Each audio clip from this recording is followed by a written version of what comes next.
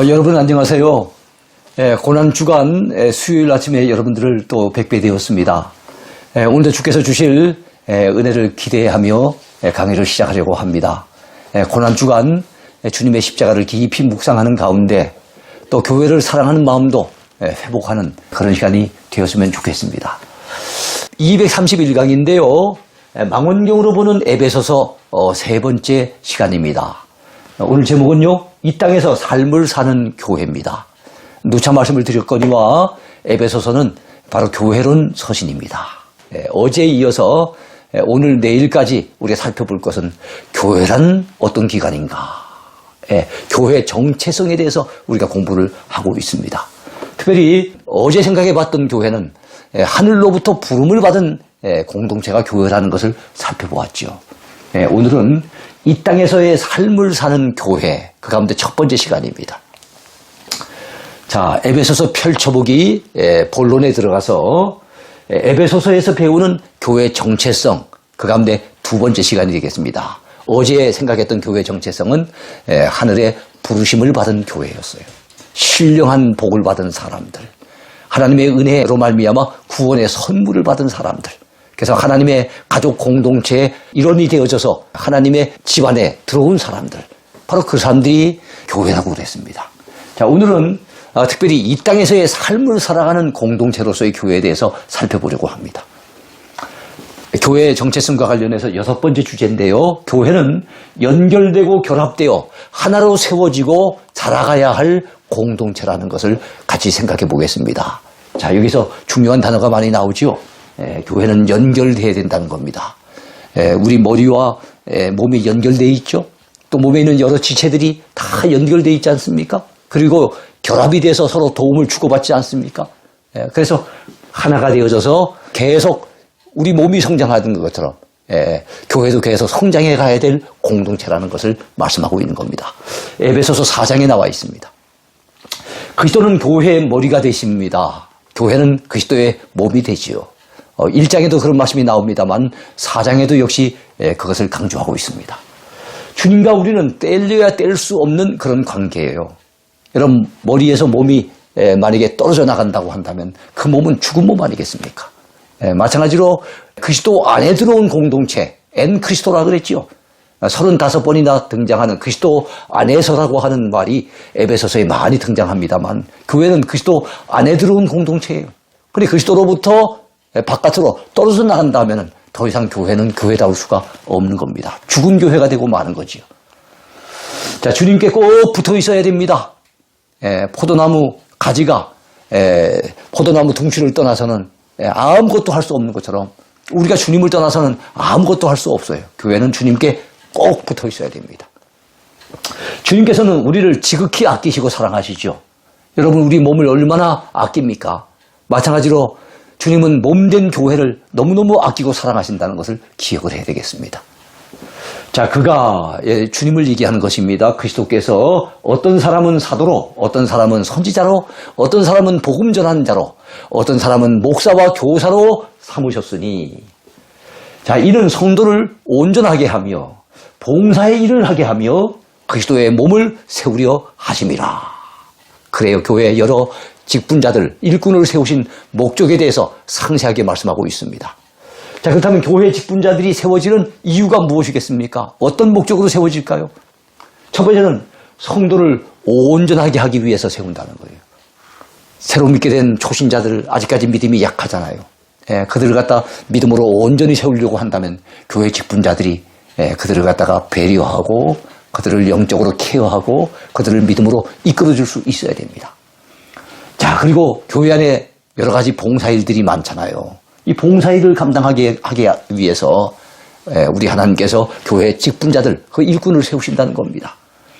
또한 그리스도의 몸을 세우기 위해서 직분자들을 세우신대요. 그리스도의 몸이 교회잖아요. 교회를 든든히 세워 가시기 위해서 주님께서는 바로 교회 일꾼들을 세우신다는 것을 우리 꼭 기억을 해야 됩니다. 그러므로 교회 일꾼된 우리는 어떻게 하면 우리 교회를 정말 흔들림이 없는 든든한 주님의 교회로 세워갈 수 있을까? 그런 마음을 가지고 교회를 섬겨야 할 것입니다. 교회는 그리스도의 몸이기에 여러분 하나가 되어야 됩니다. 교회의 통일성을 추구해야 됩니다. 에베소서의 바로 주제가 교회의 통일성이에요. 절대로 분열되어서는 안 된다는 겁니다. 오늘날 분열된 교회들이 얼마나 많습니까? 그로 말미암아 하나님의 영광이 땅에 떨어지는 일들이 얼마나 많습니까? 교회가 교회 역할을 감당하지 못하고 세상에 웃음거리가 되어지는 이런 경우가 너무너무 많은 거예요. 안타까운 일이죠. 평안에 매는 줄로 성령이 하나 되게 하신 것을 힘써 지키라. 성령께서는 우리가 하나 되기를 원하시고 그렇게 우리를 이끄시는 거예요. 그러므로 교회는 하나 되기를 힘써야 될 것입니다. 주도 한 분이시요 믿음도 하나요 세례도 하나요 하나님도 한 분이시니 곧 만유의 아버지시라. 교회가 하나 되어야 될 이유가 무엇입니까? 우리가 섬기는 주님이 한 분이잖아요. 예수님의 주님이 또 다른 주님이 있습니까? 없잖아요. 믿음도 하나고 세례도 하나고 우리 하나님도 한 분이세요. 그래서 우리 개신교에서는 하느님이라고 하지 않습니다. 하나님의 유일성을 강조하기 위해서 하나님이라고 그분을 그렇게 부르잖아요. 그 하나님은 곧 만유의 아버지가 되시는 분이십니다. 만유 위에 계시고 만유를 통일하시고 만유 가운데 계시는 분이에요. 여기서도 통일이란 말이 나오죠. 에베소서의 통일은 에베소서의 주제와 관련해서 굉장히 중요한 말입니다. 통일, 하나 이런 단어들이 참 중요해요. 자, 우리가 다 하나님의 아들을 믿는 것과 아는 일에 하나가 되어 우리가 하나님의 아들 예수님을 믿는 일에 하나가 되어야 됩니다. 그분을 아는 일에도 하나가 되어야 됩니다. 그래서 교회 안에서 성경 말씀을 갖다 같이 배워서 한 목회자에게 같이 배워가지고 하나가 되어야 되는데 이단들에게 빠져가지고 거기에서 성경 공부하고 거기에서 가르침을 받는다면 하나가 될 수가 없는 거지요. 온전한 사람을 이루어 그리스도의 장성한 분량이 충만한 데까지 이르도록 해야 됩니다. 교회는 그리스도의 몸이기 때문에 여러분 어린아이 상태로 머물지 말고 끊임없이 자라야 됩니다. 그래요. 교회는 성장함이 마땅한 일이에요. 모든 생명체는 건강한 생명체는 성장하게 돼 있습니다. 병들지 않았다면 성장하게 돼 있는 거예요. 제가 예전에 신학생 때 겪었던 일입니다. 대구에 있는 이 모 병원에 간 적이 있었어요. 친구 전도사가 신방을 가는데 같이 따라가자 그래서 제가 따라간 적이 있었습니다. 그런데 거기 가서 저는 깜짝 놀랄 일을 처음으로 목도하게 됩니다. 그게 무엇인가 하면 청년 둘이가 침대에 누워 있는데 그 청년들의 이 몸의 길이가 한 30cm도 채 안 되는 것 같아요. 그 얼굴을 보니까 한 사람은 25이고 한 사람은 29이 되니까 얼굴에 수염도 나고 제법 그 나이가 든 표시가 나더라고요. 근데 그 몸이 자라지 못해가지고 30cm도 채 안 되게끔 그렇게 돼 있다는 거예요. 그 부모의 입장에서는 참으로 똑같이 배 아파서 아이를 낳았겠지만 아이가 정상적으로 태어나지 못하고 몸에 병이 들어가지고 더 이상 성장하지 못해서 집에서는 기를 수 없어가지고 병원에 맡겨놓고 그저 일주일에 한 번 정도씩 이리 와서 들여다본다는 거예요. 그 부모가 그 자식을 내려다볼 때 얼마나 속이 터져나가겠습니까? 얼마나 마음이 아프겠습니까? 우리의 아버지가 되시는 우리 하나님께서도 우리를 이렇게 내려다보실 때 우리가 예수 믿은 지 10년이 되고 20년, 30년이 되는데 믿음이 더 이상 자라지 아니하고 맨날 그 모양으로 갔다가 정체되어 있다고 한다면 우리 하나님 아버지께서는 얼마나 답답하시고 마음이 아프시겠습니까? 우리 개개인의 믿음은 자라야 됩니다. 개개인의 믿음이 자라면 우리 교회 공동체도 성장하게 돼 있어요. 영적으로 계속 성장해 가야 될 그 기간이 바로 교회입니다. 이는 우리가 이제부터 어린아이가 되지 아니하여 우리 영적인 상태에서 어린아이에서 이제 벗어나야 됩니다. 믿음의 어린아이가 되면 안 됩니다. 늘 누군가가 챙겨줘야만 겨우 믿음을 유지하는 그런 상태에 머무르면 안 됩니다. 사람의 속임수와 간사한 유혹에 빠져 온갖 교훈의 풍조에 밀려 요동하지 않게 하려 함이라. 우리 어린애들 어디 학교를 갖다 보내놔도 집에 돌아올 때까지 신경이 많이 쓰입니다. 왜냐하면 어리니까. 혹시 학교에서 집에 돌아오는 길에 뭐 이상한 사람한테 유혹받아가지고 혹시 따라가면 어떡할까? 이것도 신경이 쓰이죠. 여러분 믿음이 어리게 되어진다면요. 이 이단들의 간사한 유혹에 빠질 수도 있어요. 세상의 잘못된 풍조에 빠져들 수도 있습니다. 그래서 그 신앙이 요동치게 되고 흔들리게 될 수 있는 거예요. 그렇게 되지 않으려고 한다면 우리의 믿음의 어린아이 상태에서 벗어나서 믿음이 자라고 성장해야 되는 것입니다. 오직 사랑 안에서 참된 것을 하여 범사에 그에게까지 자랄지라. 우리 주님 그리스도의 장성한 분량에 이르기까지 우리는 자라나야 되는 거예요. 그는 머리니 곧 그리스도라. 그렇게 말씀하고 있습니다. 교회는 성장하되 그리스도의 몸이기 때문에 서로 연결되고 결합되어 자라나야 됩니다. 따로따로 성장하는 게 아닙니다.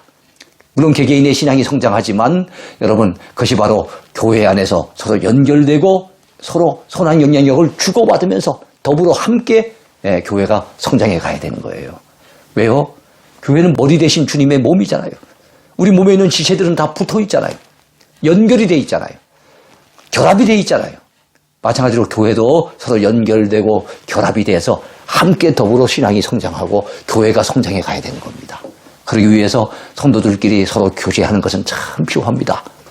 예배 마치면 아주 바쁘게 가는 분들, 도망치기 바쁜 분들, 신앙생활 잘하는 것도 아니에요. 교회 공동체 안에서는 서로 교제도 할 수 있고, 좀 어려운 일이 있으면 기도 부탁도 하고, 또 어려운 일을 봤을 때는 좀 도와주기도 하고, 서로 땡겨주고 밀어주고 도와주면서, 그러면서 우리가 함께 더불어 신앙생활을 하는 가운데 교회가 성장해 가야 되는 겁니다. 그게 건강한 교회 모습인 거예요. 그에게서 온 몸이 각 마디를 통하여 도움을 받음으로 연결되고 결합되어. 자, 도움이란 단어, 연결과 결합이라고 하는 단어, 이게 다 우리 몸과 관련된 단어거든요. 근데 이 교회와 관련해서는 머리 대신 주님의 몸이 되는 기관이 바로 이 교회이기 때문에 교회도 서로 도움을 주고받아야 됩니다. 서로 연결되고 결합이 되어야 됩니다. 각 지체의 분량대로 역사하여 그 몸을 자라게 하며, 이 몸은 교회잖아요. 교회가 성장하도록 하며 사랑 안에서 스스로 세우느니라. 이렇게 말씀하고 있습니다. 우리의 몸에 여러 지체가 있는 것처럼 교회 안에는 지체된 여러 성도들이 있어요. 여러 일꾼들이 있습니다. 우리는 교회 구성원의 다양성을 인정해야 되지요. 교회 안에는 서로 얼굴 모습도 다르고 성격도 다르고 자라는 환경도 다르고 믿음의 수준도 다른 여러 사람들이 모여 있습니다. 그 사람들이 교제하다 보면 분명히 나와 다른 부분이 많이 있을 거예요. 당연히 다르죠. 근데 다르면은 틀리다고 생각하는 이 잘못된 생각들이 사람들에게 있는 것 같아요. 나와 다르더라도 틀린 것은 아닙니다. 다른 것이지 틀린 건 아닌 거예요. 우리는 교회 안에서 사람들을 대할 때 이런 유연성을 가지고 대해야 됩니다. 나와 다르다 해서 아주 틀리다고 생각을 하고 비방을 하거나 이러다 보면 교회가 분열되기가 쉬운 거예요. 그가 어떤 사람을 사도로, 어떤 사람은 선지자로, 어떤 사람은 복음 전하는 자로, 어떤 사람은 목사와 교사로 삼으셨으니 몸은 하나인데 많은 지체가 있고 몸의 지체가 많으나 한 몸인가 같이 그리스도도 그러하니라. 우리가 유대인이나 헬라인이나 종이나 자유인이나 다 한 성령으로 세례를 받아 한 몸이 되었고 또 다 한 성령을 마시게 하셨느니라 그랬습니다. 그렇습니다. 제가 받은 성령의 은혜, 여러분들이 받은 성령의 은혜 한 성령으로부터 받은 거예요. 그래서 유대인이든지 이방인이든지 종이든지 자유인이든지 상관없이 남자든지 여자든지 많이 가진 자든지 가난한 사람이든지 그거 상관없이 우리는 여러분 그리스도 안에서 하나로 연결되고 결합되어져서 함께 성장해가는 주님의 몸된 기관임을, 그것이 교회임을 여러분 잊지 마십시오. 이게 지체는 많으나 몸은 하나라. 눈이 손들어 내가 너를 쓸 데가 없다 하거나 또한 머리가 발들어 내가 너를 쓸 데가 없다 하지 못하리라. 그래요 여러분. 눈이 손 보고 아이고 네가 뭐 어디 쓸 데가 또 여기 붙어 있느냐, 너는 아무 쓸모가 없는 것 같다, 그럼 말하면 됩니까? 손이 하는 일이 얼마나 많은데요. 예? 머리가 발들어 네 발이 하는 일이 뭐가 있느냐 그러면서 비판할 수가 있습니까? 아니에요. 우리 몸의 각 지체들은 다 필요해서 있는 겁니다. 예, 그러므로 서로의 존재를 인정해주고 우리는 정말로 서로 하나 되고자 하는 마음, 이것이 교회 생활을 하면서도 대단히 필요하다는 것을 꼭 기억하셨으면 좋겠습니다.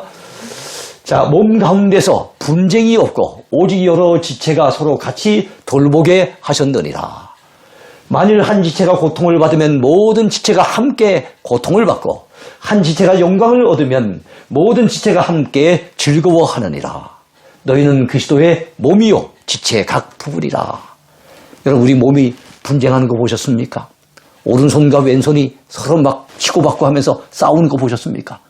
여러분 또 우리 몸 가운데 손가락 밑에 가시라도 한번 하나 들어있다고 생각해 보세요. 가시에 찔려 놓으면요 가시를 빼내기 전까지는 그날 밤에 잠을 잔다면은 가시가 들어가 있는 건 손가락인데 여러분 손가락만 아프고 다른 몸들은 다 잠을 잤으면 좋겠는데 손가락이 아파서 끙끙 앓게 되면은요 온 몸이 함께 잠을 자지 못하고 같이 괴로워하는 겁니다. 마찬가지로 교회 안에서 교회 지체되는 어떤 구성원이 참 고통을 당하면은 온 교회가 같이 고통을 당하고, 또 한 사람이 영광을 얻게 되면 온 지체들이 함께 즐거워하고 이게 마땅한 일 아니겠습니까? 로마서 12장에 나오는 말씀처럼 즐거워하는 자들과 함께 즐거워하고 우는 자들과 더불어 함께 울라고 하는 말씀 우리가 마음에 꼭 새겨야 될 줄로 믿습니다. 교회 구성원인 우리는 서로 같은 지체입니다. 한 몸에 붙어있는 지체. 우리는 공동 운명체입니다. 그리고 한 아버지를 모시고 있기 때문에 우리는 형제요 자매들입니다. 긍정적인 사고방식의 저자 노만 빈센트 필 박사는 이런 말을 했어요. 때로는 교회가 부패하고 허물과 모순투성이로 보일 수 있으나 그래도 우리의 구원과 희망이 실현되는 곳은 교회뿐이다. 그랬습니다.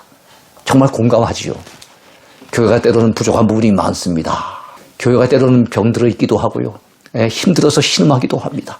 부족한 부분이 많이 있어요. 그러나 교회가 정말 이 세상을 갖다 구원하는 일을 갖다 하지 아니할 때 다른 어떤 세상의 기관이 세상의 사람들을 구원할 수 있습니까? 세상의 다른 기관에서 사람들이 희망을 엿볼 수 있습니까? 좀 부족한 것 같아도 그래도 세상 사람들을 구원해내는 것은 교회밖에 없고 그래도 세상 사람들에게 죽어갈 인생들에게 희망을 전해줄 수 있는 것은 교회밖에 없다는 사실을 기억해야 됩니다. 그만큼 교회가 하는 일이 중요한 거예요. 그래서 교회가 교회다워지는 것, 건강한 교회를 이루는 것, 그것은 교회를 위해서도 필요한 일이고 하나님의 영광을 위해서도 필요한 일이지만 이 세상을 위해서도 필요한 일이에요. 교회가 교회다워야만 많은 죽어져가는 영혼들을 구원해낼 수 있고 정말 신음하는 이 땅의 많은 사람들에게 희망의 메시지를 전해줄 수 있기 때문입니다. 자, 우리에겐 교회에 대한 바른 의식이 필요합니다. 여러분 어떤 의식을 가져야 될까요? 먼저 내가 섬기고 있는 교회는 하나님의 교회라고 하는 의식이 필요합니다. 여러분 이 세상의 모든 교회는 이단 교회가 아니고 정통의 교회들은 다 우리 하나님이 뜻이 계시어서 세우신 기관이에요. 그러므로 여러분 그 교회가 하나님의 교회라는 사실을 갖다 잊으면 안 됩니다. 큰 교회든지 작은 교회든지 교회의 모습이 어떠하든지 하나님의 교회예요. 이런 의식이 있어야만 우리는 순종심을 발휘할 수 있어요. 교회 지도를 잘 따를 수가 있는 겁니다. 또한 우리가 섬기고 있는 교회는 내 교회라고 하는 의식이 필요합니다. 주인의식이 필요하죠. 그래야만 교회의 모든 일에 대해서 구경꾼이 되지 아니하고 적극 동참해서 책임감을 발휘할 수가 있는 겁니다. 그런데 여러분 이 내 교회 의식이 너무 지나치게 될 경우에는 오래된 성도들이 때로는 그 교회에 터줏대감 역할을 하기도 하고 그런 말미암아 새로운 교인들이 그 교회에 잘 적응하지 못하고 오히려 상처를 받는 경우도 많아요. 그래서 내 교회라는 의식도 필요하긴 하지만 우리 교회라고 하는 의식도 필요합니다. 우리 교회 성도들이 더불어 함께해서 더불어 섬겨야 될 우리 교회라는 의식이 반드시 필요합니다. 그래야만 협동심을 발휘할 수가 있는 거예요. 7번째 주제입니다. 교회는 옛사람을 벗어버리고 새사람을 입어야 할 공동체입니다. 자, 오늘 우리가 생각해 볼 주제가 무엇입니까? 교회가 바로 이 땅에서의 삶을 살아가는 교회라는 거죠. 그 가운데 6번째 주제는 교회는 서로 결합되고 연합해서 하나로 갖다가 든든히 세워져 가야 될 그런 기관이라는 것을 말씀을 드렸어요. 이번에는 교회는 옛사람을 벗어버리고 새사람을 입어야 될 공동체라는 겁니다. 즉 변화가 필요한 기관이라는 겁니다. 변화되어야 마땅한 기관이라는 겁니다. 예수 믿었는데도 예수 믿기 전하고 전혀 달라진 모습이 없다고 한다면 그 교회가 어찌 교회다운 교회가 될 수 있겠습니까? 교회는 거룩하신 하나님의 교회입니다. 예수 그리스도의 피값으로 사신 보배로운 기관입니다. 그러므로 교회는 교회다워야 됩니다. 교회 안에 개인의 사적 감정이 들어오거나 가족 간의 원한 때문에 교회 안에서 벽을 쌓고 살거나 저 무슨 선교지나 이런 데 가보면요. 종족 간에 갈등이 심해가지고 그래갖고 교회 안에서 막 싸우는 경우가 많이 있어요. 이거 다 정상적인 교회 모습은 아닙니다. 이런 잘못된 모습이 교회 안에 스며 들어와서는 안 됩니다. 또 교회 안에 물질 만능주의, 돈이면 제일이라고 하는 이런 사상이 들어와서도 안 되고요. 공산주의 사상이 들어와서도 안 됩니다. 더더구나 이단 사상이 들어와서는 안 되겠지요. 교회 안에 성적 타락이나 이상한 문화 현상이 교회 안에 치고 들어와서도 안 됩니다. 그리고 교회가 여러분 정치에 휩쓸려서도 안 될 겁니다. 이 모든 것들은 다 교회가 교회답지 못하도록, 교회가 타락하도록 만드는 요소가 되기 때문에 여러분 우리가 삼가 조심해야 할 것입니다. 교회의 대표적인 속성이 뭐겠습니까? 거룩성입니다. 교회는 거룩해야 됩니다. 다른 말하면 교회는 세상과 구별되어야 된다는 거예요. 세속적인 것과 구별되는 그런 기관이 되어야 된다는 겁니다. 주께서 세상에서 불러낸 사람들이기 때문에 세상과는 구별된 거룩한 공동체가 되어야 되지요. 여러분 우리가 세상 가운데 살 때는 세상 사람들과 똑같은 가치관을 가지고 세상 사람들처럼 제약을 먹고 마시고 즐기면서 그게 살지 않았습니까? 근데 그 세상 가운데 우리 주님이 우리를 불러내셨단 말이죠. 그래서 에클레시아, 세상 가운데서 우리를 불러낸 그 교회로 갖다가 세우시고 우리를 교회 구성원으로 만들어주셨단 말이죠. 그렇다면 우리가 세속에 몸담고 있고 세상 가운데 살아갈 그 옛사람의 모습과는 이제 부름받은 존재니까 주님 앞에 부름받은 교회 구성원이 됐으니까 분명히 달라져야 된다 하는 말씀입니다. 그러므로 교회 구성원들은 삶이 새로워져야 됩니다. 그러므로 내가 이것을 말하며 주 안에서 증언하노니 이제부터 너희는 이방인이 그 마음에 허망한 것으로 행함같이 행하지 말라. 자, 그들의 총명이 어두워지고 그들 가운데 있는 무지함과 그들의 마음이 굳어짐으로 말미암아. 자, 이방인들, 예수 믿지 아니하는 불신자들은 영적으로 무지한 존재들이에요. 마음이 굳어져 있는 아주 강팍하고 완악한 존재들입니다. 그들은 하나님의 생명에서 떠나 있는 자들이죠. 자, 그들이 감각 없는 자가 되어 자신을 방탕에 방임하여 모든 더러운 것을 욕심으로 행하되 오직 너희는 그리스도를 그같이 배우지 아니하였느니라. 세상 사람들은 하나님이 없는 그들은 여전히 옛사람의 모습을 살고 가는 그들은 그저 욕심만 가지고 살아갑니다. 세속적인 욕심을 채우기 위해서 타락한 모습으로 방탕한 모습으로 살아갑니다. 그러나 우리는 주님에 대해서 그렇게 배우지 않았잖아요. 우리는 주님 앞에 부름받은 이제 성도로서 다른 모습으로 살아가야 되겠지요. 그것을 성경은 새 사람의 모습이라고 얘기합니다. 옛 사람과 구별된 새 사람이라는 거죠. 너희는 유혹의 욕심을 따라 썩어져가는 구습을 따르는 옛 사람을 벗어버리고 라고 말씀합니다. 구습, 옛날 습관, 욕심을 따라 살던 습관, 죄짓기 좋아하던 그런 습관, 이것들을 따르는 것이 옛사람 아니겠습니까? 이거를 이제 벗어버리고, 자, 오직 너희의 심령이 새롭게 되어 하나님을 따라, 욕심 따라 사는 게 아니에요. 마귀 따라 사는 게 아니에요. 하나님을 따라 의와 진리의 거룩함으로 지으심을 받은 새 사람을 입으라. 그렇게 말씀하고 있습니다. 여러분, 교회와 그 구성원인 성도들이 새 사람으로 변화되려면 세 가지 측면에서 변화가 일어나야 합니다. 헌옷을 벗어 던지듯이 우리는 옛 사람을 벗어버리고 새 옷을 입듯이 새 사람을 입어야 됩니다. 그러기 위해서 우리에게 필요한 세 가지 변화가 있습니다. 첫째로 심령의 변화가 일어나야 됩니다. 여러분, 에베소서 4장 23절에 봤더니 오직 너희의 심령이 새롭게 되어 그랬어요. 우리 마음이 새로워져야 됩니다. 우리 영이 새로워져야 되는 거예요.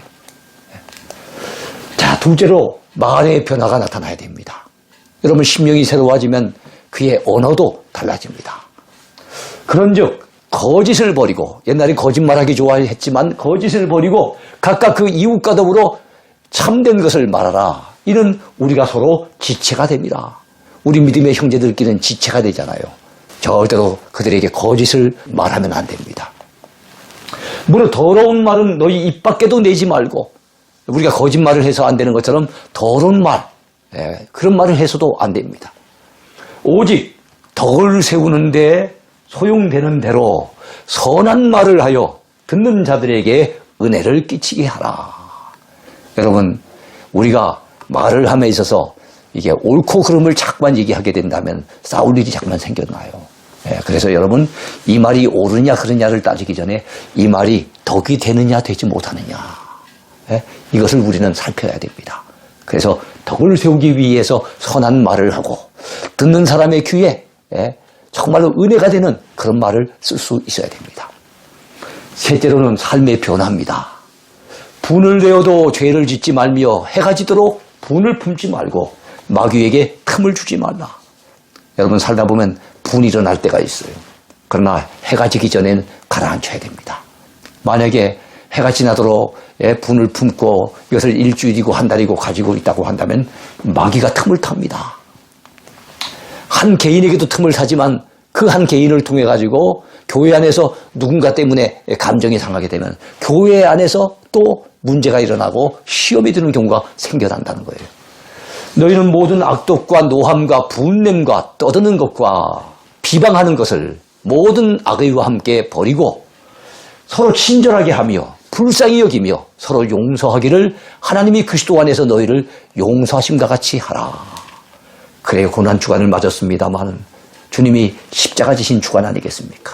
우리 하나님께서는 십자가 지신 그 주님의 그 공로를 통해서 우리의 모든 허물과 죄를 다 용서해 주셨잖아요.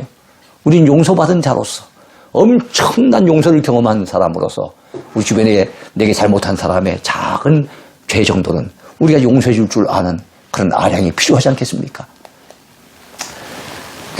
끝으로 8번째 주제입니다. 교회는 어두운 세상에서 빛의 자녀들이 된 공동체입니다. 여러분, 오늘 생각해 볼 주제는 이 땅에서의 삶을 살아가는 교회잖아요.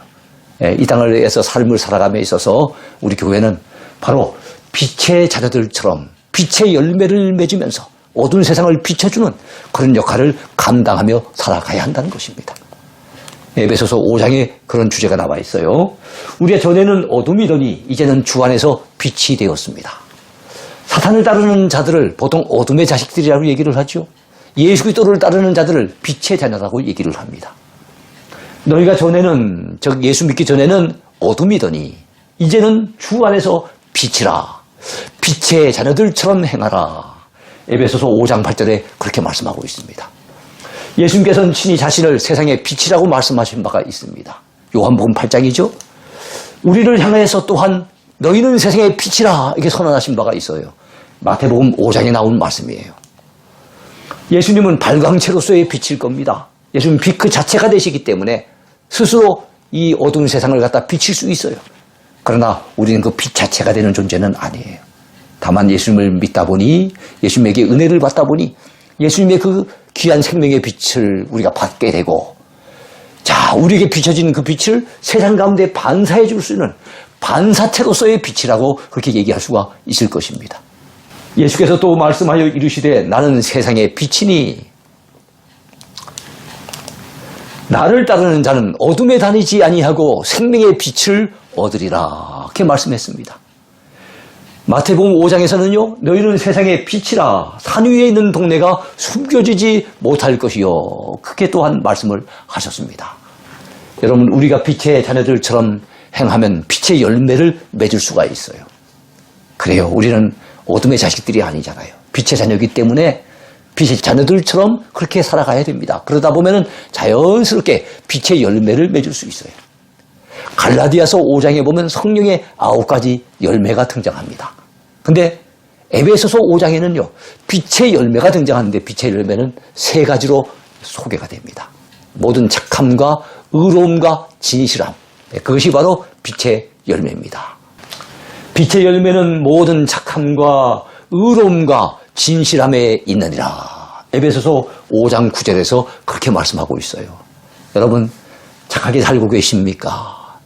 의롭게 살려고 몸부림치고 계십니까? 우리가 거짓을 행하지 아니하고 진실되게 정직하게 살려고 애쓰고 계십니까? 그렇다면 우리는 우리 삶 속에 빛의 열매를 맺고 있는 것입니다. 자, 이제 열매 없는 어둠의 일에 참여하지 말고 주를 기쁘시게 할 것이 무엇인지 시험해 보시라고 여러분 에베소서 5장에 그렇게 말씀하고 있습니다. 주를 기쁘시게 할 것이 무엇인가 시험하여 보라. 너희는 열매 없는 어둠의 일에 참여하지 말고 도리어 책망하라. 자, 여러분 빛의 자녀들처럼 행한다면은 빛의 열매를 맺는다 그랬죠? 근데 빛의 자녀들처럼 행하지 않는다면 달리 말한다면 어둠 가운데 행하는 자가 되는 거예요. 여러분 그렇게 되면은 당연히 열매를 맺지 못하는 거죠. 마땅히 맺어야 될 열매, 착함의 열매, 의로움의 열매, 진실함의 열매를 맺지 못하는 겁니다. 그러므로 우리는 더 이상 어둠의 일에 참여해서는 안 됩니다. 그들이 은밀히 행하는 것들은 말하기도 부끄러운 것들이라. 여러분 모든 죄들은 주로 어두운 데서 행합니다. 은밀하게 행합니다. 우리는 그런 은밀하게 짓는 죄에서 벗어나야 되겠습니다. 우리는 빛의 자녀입니다. 우리는 더 이상 어둠의 자식들처럼 그렇게 행해서는 아니 되겠습니다. 자, 오늘 교회론 서신인 에베소서를 통해서 이 땅에서의 삶을 살아가는 교회 모습이 어떠해야 될지를 같이 살펴보았습니다. 오늘 배운 말씀들이 앞으로의 삶 속에서 잘 적용되었으면 좋겠습니다. 오늘도 주 안에서 은혜가 충만한 하루, 또 주님 앞에 기쁨이 되는 하루, 주 안에서 참 행복을 누리는 은혜로운 하루가 되기를 바라겠습니다. 감사합니다.